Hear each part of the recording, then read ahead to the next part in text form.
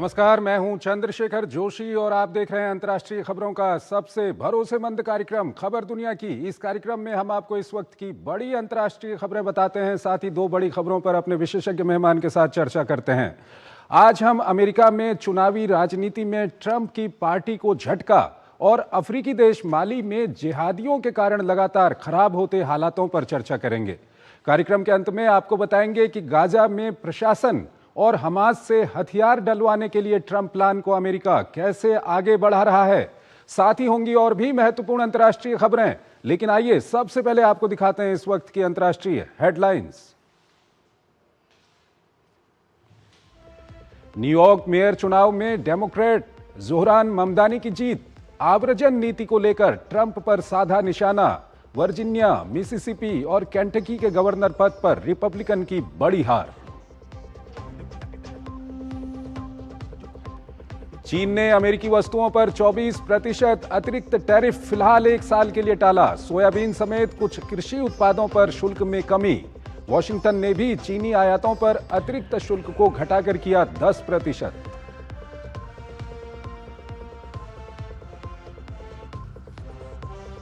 Bharat Japan Hind प्रशांत forum की बैठक में शामिल हुए विदेश मंत्री जयशंकर। कहा, दोनों देशों की साझेदारी आर्थिक और रणनीतिक स्थिरता की नई दिशा करेगी तय। 10 सालों में 10 ट्रिलियन येन के निवेश का लक्ष्य। फिलीपींस में तूफान कालमेगी का कहर, कम से कम 100 लोगों की मौत। भीषण तूफान से हजारों घर मलबे में तब्दील। बचाव में लगे सेना का एक हेलीकॉप्टर दुर्घटनाग्रस्त। जापान में भालुओं को काबू में करने के लिए सेना तैनात। लोगों से घने जंगलों में जाने से बचने की अपील। अप्रैल से भालुओं के 100 से ज्यादा हमले, 12 लोगों की हो चुकी है मौत।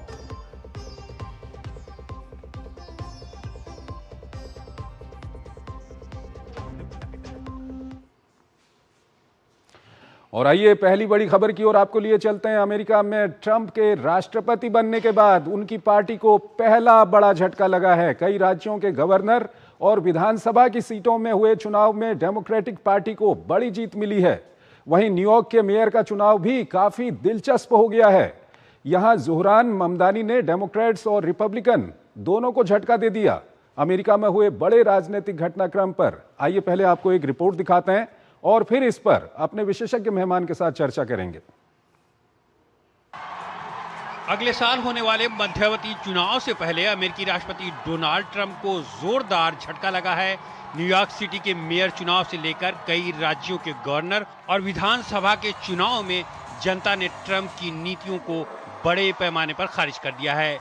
करीब 1 साल पहले चली ट्रंप की लहर इन चुनावों में थमती दिखाई दी, जबकि डेमोक्रेट्स ने शहरी और मध्य वर्गीय इलाकों में दोबारा भरोसा हासिल करने की दिशा में बड़ी छलांग मारी है। दुनिया के सबसे ताकतवर शहर में शुमार किए जाने वाले न्यूयॉर्क के मेयर चुनाव पर दुनिया की निगाहें थी।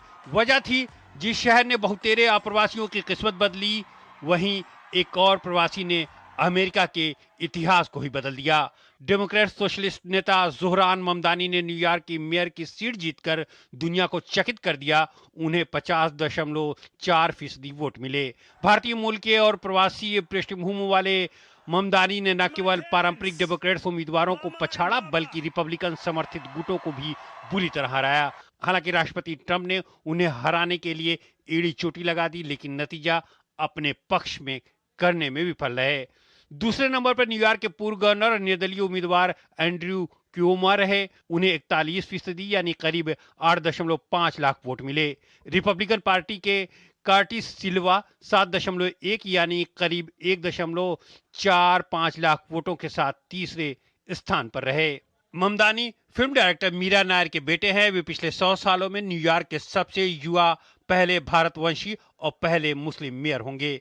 कुछ महीने पहले ही डेमोक्रेट्स पार्टी की प्राइमरी से शुरू हुआ उनका विजय रथ मेयर की कुर्सी पर जा खड़ा हुआ है। उन्होंने अपने चुनाव प्रचार को कॉस्ट ऑफ लिविंग, आवास संकट और सामाजिक न्याय जैसे मुद्दों पर केंद्रित रखा। भविष्य अब हमारे हाथों में है। ये शहर टैक्सी चालकों, नर्सों, रसोइयों और बोडेगा दुकानदारों का है।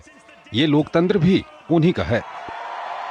इसके अलावा अमेरिका के कई राज्यों जैसे वर्जीनिया, मिसिसिपी और केंटकी में गवर्नर पोस्ट के लिए चुनाव हुए, जहां रिपब्लिकन पार्टी को औंधे मुंह गिनना पड़ा।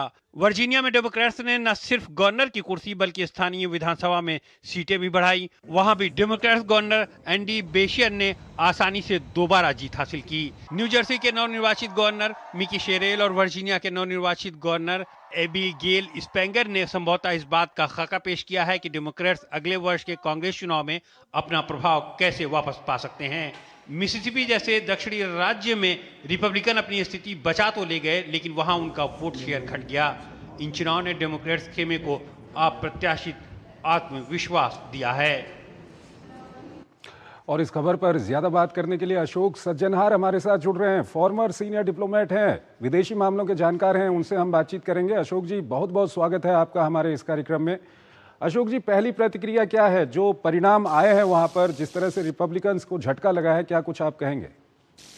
देखिए, धन्यवाद सबसे पहले मुझे आमंत्रित करने के लिए। देखिए, जब राष्ट्रपति का चुनाव होता है और उसके बाद जो भी पहला चुनाव होता है या मिड टर्म इलेक्शन होने वाला है जो अगले साल नवंबर में होगा, मतलब अब से 1 साल बाद होगा, तो उसमें जो पार्टी व्हाइट हाउस में जीतकर आती है 2 साल पहले, उसको हमेशा झटका लगता है, हमेशा।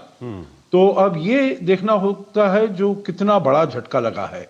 तो ये अब पहले साल में हुआ है और नॉर्मली पहले साल में इतना बड़ा झटका नहीं लगता है, परंतु राष्ट्रपति ट्रंप की हम देख रहे हैं पॉलिसीज बड़ी पोलराइजिंग है।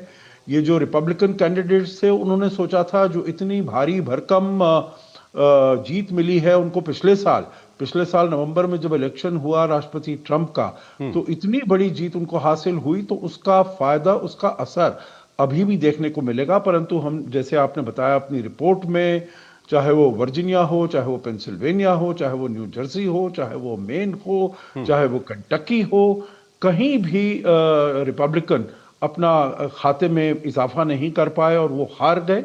और यही लगता है जो अगले साल जब नवंबर में ये इलेक्शन होंगे, मिड टर्म इलेक्शन होंगे, क्योंकि तब तक राष्ट्रपति ट्रंप की जो आर्थिक नीतियां हैं उनका प्रभाव और ज्यादा देखने को मिलेगा। जैसे इन्फ्लेशन की बात है, जैसे प्रोडक्टिविटी की बात है, जैसे जॉब लॉसेस की बात है, तो उस सब में तो उसका असर अगले साल और ज्यादा देखने को मिलेगा। अशोक जी, ये जो प्रवासियों का मामला है, साथ ही साथ विभिन्न शहरों में नेशनल गार्ड्स को भेजने का मामला है, उसके अलावा जो धमकी देने का मामला है कि हम आपकी फंडिंग रोक देंगे, ये सब, क्या इसका भी कोई प्रभाव दिखा होगा इसमें?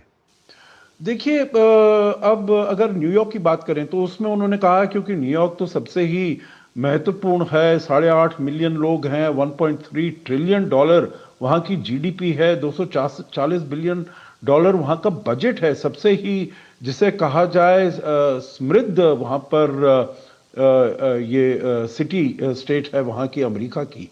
तो वहां पर उन्होंने, राष्ट्रपति ट्रंप ने कहा है मैं फंडिंग रोक दूंगा, नेशनल गार्ड कर दूंगा।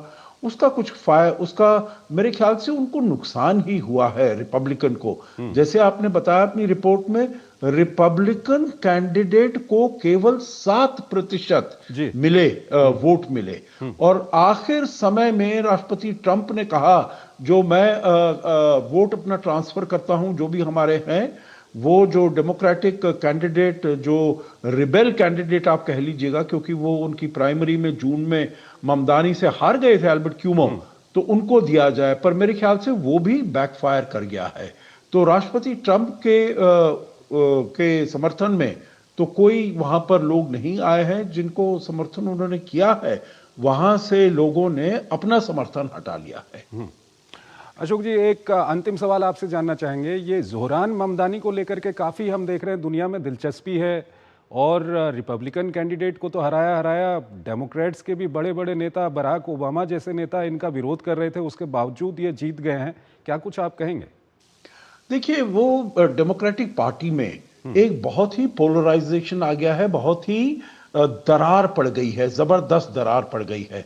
ये अपने को कहते हैं प्रोग्रेसिव पार्टी, परंतु है ये एक्सट्रीम रेडिकल लेफ्ट के मेंबर हैं। अपने को कहते हैं ये डेमोक्रेट सोशलिस्ट, परंतु इनकी जो पॉलिसीज हैं वो अब देखना है जो कैसे इंप्लीमेंट कर पाते हैं। देखिए, कागज के ऊपर तो उनकी पॉलिसीज ठीक लगती हैं, परंतु क्या उसको वो कर पाएंगे?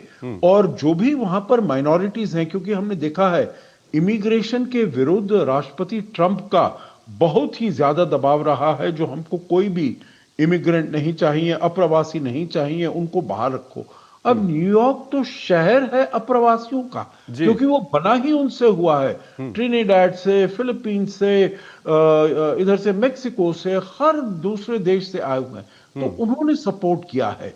तो अब देखना पड़ेगा जो ये कितना सफल होते हैं अपने कार्यक्रम को लागू करने में। ठीक है अशोक जी, हमारे साथ बने रहिएगा। एक और महत्वपूर्ण विषय है, उस पर अभी हम बातचीत करेंगे। उससे पहले हमको यहाँ पर एक छोटा सा ब्रेक लेना। स्वागत है आपका। ब्रेक के बाद अगली खबर की ओर आपको लिए चलते हैं। अफ्रीकी देश माली में हालात बहुत खराब हो गए हैं। ये देश भी सीरिया और अफगानिस्तान के नक्शे कदम पर आगे बढ़ रहा है। एक उग्रपंथी संगठन यहां कभी भी शासन का तख्ता पलट सकता है। इस संगठन ने राजधानी की घेराबंदी कर दी है, लोगों का दाना पानी और ईंधन भी बंद कर दिया है। जनता में हाहाकार की स्थिति है। आइए माली की असल स्थिति को बताती एक रिपोर्ट आपको दिखाते हैं और फिर इस पर अपने विशेषज्ञ मेहमान के साथ चर्चा करेंगे। अफ्रीकी देश माली कभी तख्ता पलट तो कभी भीषण आतंकी हमलों से कांप उठने के बाद सुर्खियां बनता है, लेकिन इस बार आतंकी संगठनों ने पूरे मुल्क पर कब्जे के लिए आखिरी हथौड़ा मार दिया है। 2 करोड़ से ज्यादा आबादी वाला माली पश्चिम अफ्रीका का एक अहम देश है। ये चारों तरफ से जमीन से घिरा है, इसकी कोई सीमा समुद्र से नहीं लगती है। साल 1960 में माली को फ्रांस से आजादी मिली। यूं तो आतंकी संगठनों ने बरसों से सैन्य हो या नागरिक सरकार को परेशान कर रखा है, लेकिन हाल के महीनों में अलकायदा से जुड़े संगठन जमात नुसरत अल इस्लाम वल मुस्लिमीन सैन्य सरकार को उखाड़ फेंकने के बेहद करीब पहुंच गया है। राजधानी बमाको से 50 किलोमीटर दूर पिछले कई महीनों से डेरा डाले हुए है। सरकार पर दबाव बनाने के लिए पिछले 2 महीने से ईंधन की नाकेबंदी कर रखी है। माली में अधिकांश ईंधन की खपत आइवरी कोस्ट, मॉरिटानिया और सेनेगल के रास्ते से होती है, मगर जिहादियों ने इन मार्गों पर पाबंदी लगा रखी है। राजधानी अंधेरे में डूबी हुई है। पेट्रोल पंपों पर लंबी लंबी लाइनें हैं। दुकानें और स्कूल पूरी तरह से बंद हैं। हालात इतने खराब हो चुके हैं कि अमेरिका, इटली, जर्मनी और ऑस्ट्रेलिया ने अपने नागरिकों को तत्काल माली छोड़ने की सलाह दी है। अगर माली का आखिरी किला बमाको भी ढह जाता है तो किसी भी वक्त सीरिया और अफगानिस्तान जैसे हालात बन सकते हैं। JNIM पूरे देश में शरिया कानून लागू करना चाहता है। उनके कानूनों का उल्लंघन करने पर लोगों को सजा दी जाती है। 2012 में हुए तख्ता पलट के बाद लोगों में आक्रोश बढ़ा। तुआरेग जाति विद्रोह से निकला। JNIM 1 दशक से अधिक समय से उत्तरी माली से देश के मध्य तक और पड़ोसी बुर्किना फासो और नाइजीरिया के भीतर आगे बढ़ रहा है। विद्रोह को कुचलने के लिए 2014 में माली की सरकार ने फ्रांस से सेना बुलाई, लेकिन ये दाव भी उल्टा पड़ गया। राजनीतिक अस्थिरता, कट्टरपंथ ने जहां एक ओर सरकार को कमजोर किया तो दूसरी ओर फ्रांस के खिलाफ जनभावना तेजी से भड़की। नतीजा ये हुआ कि 2020-21 में हुए फिर से तख्ता पलट के बाद सैन्य सरकार ने फ्रांसीसी सेना को 2022 में न सिर्फ देश छोड़ने को आदेश सुनाया, बल्कि पश्चिमी देशों से ही नाता तोड़ दिया। इससे नाराज अमेरिका ने माली की आर्थिक सहायता रोक दी। अब माली ने रूस की तरफ हाथ बढ़ाया। वैगनर ग्रुप के करीब 2000 लड़ाकों ने माली में मोर्चा संभाल लिया। आंकड़े बताते हैं कि वैगनर आतंकी संगठनों से निपटने में पूरी तरह विफल रहे। स्थिति इस कदर खराब हो गई कि सैन्य सरकार की शासन पर पकड़ कमजोर होती गई, जिसका फायदा आतंकी संगठनों ने उठाया। कई सड़कों पर कब्जा कर वे टोल टैक्स वसूलने लगे। अब तो ये जिहादी समूह माली में सोने की खदान, अदालतें और स्कूल तक चला रहे हैं। अशोक सज्जनहार हमारे साथ जुड़े हुए हैं, फॉर्मर सीनियर डिप्लोमेट हैं, विदेशी मामलों के जानकार हैं, उनसे हम बातचीत करेंगे। अशोक जी, माली की जो स्थिति है उस पर एक रिपोर्ट हमने दिखाई, क्या कुछ आपकी प्रतिक्रिया? जी, आपकी रिपोर्ट बड़ी अच्छी थी और आपने बहुत ही अच्छी तरीके से उसमें एक्सप्लेन किया जो वहाँ के हालात क्या हैं। और हालात बिल्कुल ही बहुत ही नाजुक हैं, क्योंकि बमाको जो वहाँ की राजधानी है वो करीब माली, हालांकि एक इतना बड़ा देश है, आपने देखा, आपने नक्शे में दिखाया है उसको, आपके देखने सुनने वालों ने सब उसको देखा है। करीब अफ्रीका का एक सबसे बड़े देशों में से एक देश है, परंतु उसका कोई समुद्री तट से उसका किनारा नहीं मिलता। तो जो सभी कुछ उसके इस्तेमाल की चीजें हैं, सामान जो है, वो सब और देशों के द्वारा आता है, आइवरी कोस्ट के द्वारा आता है और देशों के द्वारा आता है। और यहाँ पर ये जो अल कायदा का जो एक ये गुट है, क्योंकि पहले बड़े बहुत गुट थे, वो सभी 2017 में मिलकर आ गए और सरकार के विरुद्ध उन्होंने अपने एक मोर्चा बना लिया JNIM, और उन्होंने बमाको जो 90% उस पूरे देश की, चाहे वो GDP कहिए या आर्थिक उसकी व्यवस्था कहिए, 90% वो काउंट करता है। और अगर वहां पर उन्होंने ऐसा मोर्चा कर दिया है, महीनों से चल रहा है, ईंधन नहीं आ रहा है, कोई फॉसिल फ्यूल नहीं आ रहा है, तो हालात वहां पर बहुत खराब हैं। और जो मिलिट्री गवर्नमेंट है उसकी पकड़ हर दिन शिथिल होती जा रही है और कम होती जा रही है। तो अगर ऐसा ही चलता रहा तो ज्यादा समय नहीं लगेगा जो वो एकदम टूट जाएगी और सारा जो सत्ता वो JNIM के हाथ में आ जाएगी। अशोक जी, अंतिम सवाल आपसे जानना चाहेंगे कि चाहे हम सूडान की बात करें या माली की बात करें, हालात इतने ख़राब हैं कि सूडान में लाखों लोग मारे गए हैं, माली में इस तरह के हालात हैं, लेकिन जो अंतर्राष्ट्रीय जगत है उसका ध्यान दूसरी जगहों पर ज़्यादा है, लेकिन इन देशों पर नहीं है, क्यों? जी, आप बिल्कुल ठीक कह रहे हैं, वहां पर नहीं है क्योंकि ये देखिए पूरे विश्व में आर्थिक व्यवस्था के हिसाब से देखिए ना उनके पास तेल है, माली के पास हालांकि सोना है तो थोड़ा वो है, परंतु उसको इतना माइनिंग उसकी नहीं हो पाती है, तो वो कुछ कंट्रीब्यूट नहीं कर पाते हैं। अगर तो किसी देश के पास सोना हो, हीरे हो, डायमंड्स हो, तेल हो, गैस हो, तो लोग देखेंगे वहां पर जो भी अंतर्राष्ट्रीय जो बड़े बड़े देश हैं वो उसके ऊपर ज्यादा ध्यान देंगे, ज्यादा तवज्जो देंगे। परंतु ये वाले जो जैसे देश आपने बताया, चाहे वो सूडान है, ये है, बुर्किना फासो है, निजेर है, आप लोगों से पूछेंगे, नेताओं से पूछेंगे बड़े देशों को, बहुतों को तो ये भी नहीं मालूम है। जो अफ्रीका में देखिए 54 देश हैं, अब सब छोटे छोटे देश हैं बहुत सारे, और अपने लिए कोई भी सेल्फ सफिशिएंट नहीं है, बाहर से उनके पास सहायता आती है, तभी उसी के सहारे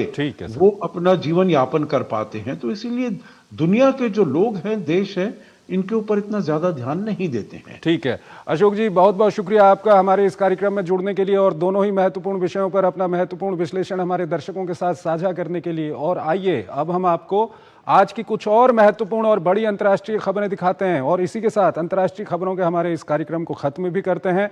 आप इन खबरों को देखिए और हमारी पूरी टीम को इजाजत दीजिए। नमस्कार।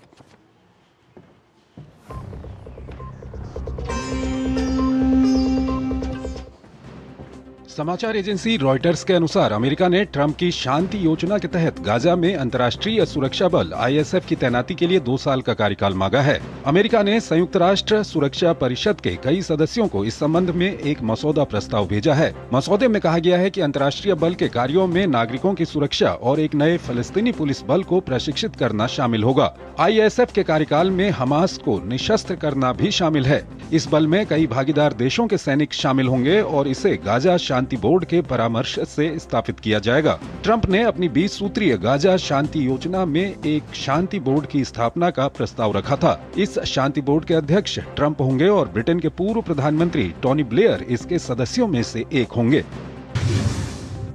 डोनाल्ड ट्रंप और शी जिनपिंग की मुलाकात का बड़ा असर अब देखने को मिल रहा है और US चाइना ट्रेड वॉर लगभग थम गई है। चीन ने बुधवार को बड़ा ऐलान करते हुए कहा कि वो चाइना में आने वाली सभी अमेरिकी वस्तुओं पर अपने 24% टैरिफ को 1 साल के लिए टाल रहा है। हालांकि 10% टैरिफ लगना जारी रहेगा। साथ ही चीन ने कहा कि वो इस महीने 10 नवंबर से अमेरिकी कृषि उत्पादों पर लागू अपने 15% तक का टैरिफ भी हटा लेगा। फिलीपींस में तूफान कालमेगी से मरने वालों की संख्या 66 हो गई है। सबसे अधिक प्रभावित सेबू प्रांत के निवासी इसके कारण हुई तबाही का सामना कर रहे हैं। घर मलबे में तब्दील हो गए हैं, सड़कें मलबे से भर गई हैं और जीवन अस्त व्यस्त हो गया है। अमेरिका में UPS का एक मालवाहक विमान केंटुकी के लुइसविले स्थित अंतर्राष्ट्रीय हवाई अड्डे से उड़ान भरने के कुछ ही क्षणों बाद दुर्घटनाग्रस्त हो गया और आग के गोले में बदल गया, जिससे विमान में सवार सभी 3 लोगों सहित 7 लोगों की मौत हो गई और जमीन पर 11 लोग घायल हो गए। ड्रोन देखे जाने के बाद मंगलवार शाम को बेल्जियम के ब्रुसेल्स और लीज हवाई अड्डों को बंद कर दिया गया, जिससे आने वाले कई विमानों का मार्ग बदल दिया गया और अन्य को उड़ान भरने से रोक दिया गया। हाल के दिनों में यूरोपीय देशों ने ऐसी घटनाओं के लिए रूस को जिम्मेदार ठहराया है। जापान की सेना ने देश के पहाड़ी उत्तरी क्षेत्र में भालुओं को पकड़ने में मदद के लिए सैनिकों को तैनात किया है। अप्रैल से अब तक जापान में भालुओं के 100 से ज्यादा हमले हुए हैं और रिकॉर्ड 12 लोग मारे गए हैं। फ्रांस के राष्ट्रपति इमैनुअल मैक्रों ने कहा है कि ईरान ने जासूसी के आरोप में 3 साल से अधिक समय से जेल में बंद 2 फ्रांसीसी नागरिकों को रिहा कर दिया है, लेकिन यह अभी भी अनिश्चित है कि उन्हें घर लौटने की अनुमति कब दी जाएगी। अमेरिकी रक्षा सचिव पीट हेग्सेथ ने कहा है कि अमेरिका ने प्रशांत महासागर में एक ड्रग्स तस्करी जहाज पर एक और हमले में 2 लोगों को मार डाला है, जिससे सितंबर के आरंभ से अब तक कैरिबियन और प्रशांत महासागर में पोतों पर अमेरिकी हमलों में मरने वाले लोगों की संख्या कम से कम 67 हो गई है।